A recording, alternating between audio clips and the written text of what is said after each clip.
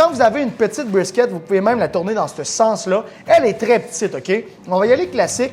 Et quand j'emballe ma brisket, ce que je vais faire, c'est que je vais toujours la serrer le plus tight possible. Donc, je vais essayer que ce soit clair aussi à la caméra, là, à la maison. Et ce que je vais faire, ici, j'ai mon papier de boucher. Donc, je vais essayer d'avoir environ là, 2 fois la longueur que j'ai ici. Donc, juste que vous compreniez bien, je vais avoir l'équivalent d'environ 4 briskets de long de papier de boucher. On va aller se trancher ça. Hop! Et voilà. Et là, c'est parfait. On peut enfin commencer. Papier de boucher, en passant, c'est des produits Barbecue Québec. Ça se trouve dans toutes nos boutiques. Et OK, vous êtes en feu. Booster en masse de commentaires. On va aller s'emballer ça. Et là, justement, comme qu'on parlait, là, ça prend du papier de boucher en masse parce que, et j'ai calculé, là, avec un rouleau comme que vous avez là, ça m'a pris 2 rouleaux pour faire 20 briskets. Donc, calculez vite, là, ça va revenir à peu près 2$ par brisket. Tu vas avoir ta brisket qui va être parfaitement emballée. Emballée à la perfection. Et là, c'est important de faire ça serré, OK? Donc, c'est pas un sous-marin. On veut pas, là, quand même, que ce soit airtight, scellé sous vide. Combien d'heures de fête? Bonne question, Pat. Alors, on a fait environ 6 heures de fumage à 250 degrés Fahrenheit.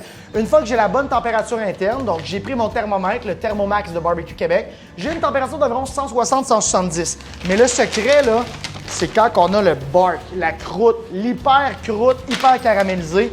Et c'est là que ça se passe pour de vrai. Donc, généralement, là, on va essayer de faire ça le plus serré possible, comme ça. Vous voyez, jusqu'ici, ça se passe bien. Et là, ce que je vais aller faire, on va retourner la brisket comme ceci.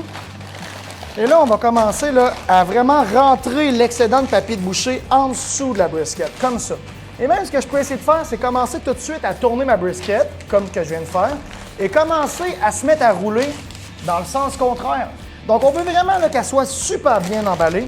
Et ce que ça va faire, il y en a qui vont me dire « Ben JP, c'est quoi cette affaire-là, le papier de boucher? À quoi ça sert? Comment ça marche? » Ça garde l'humidité. Et si vous avez un beau bark comme que j'ai là, la super croûte, eh bien, quand on le met dans le papier d'aluminium, des fois, ça se met à se défaire vraiment, vraiment lentement, mais assez vite quand tu cuis pendant longtemps, tu sais. Tandis qu'avec le papier de boucher, regardez là, je prends vraiment le temps d'emballer ça comme un cadeau de Noël. C'est mon cadeau. C'est à moi, ça, cette affaire-là. Fait qu'on l'emballe là, bien serré. Et là, je vais aller refermer ça ici sur les côtés. Même chose. On referme une dernière fois. Vraiment un beau petit cadeau. Hop! Et là, j'ai ma brisket qui est prête. OK? Je peux même aller, là, attention, je prends vraiment le temps d'être sûr que tout ce soit fait à la perfection. Alors, on va enlever l'excédent ici. Et là, ma brisket est prête. C'est vraiment, vraiment simple. C'est comme un cadeau du paradis. Même ici, là, je ne dois pas prendre de chance. Je vais aller le fermer encore une fois.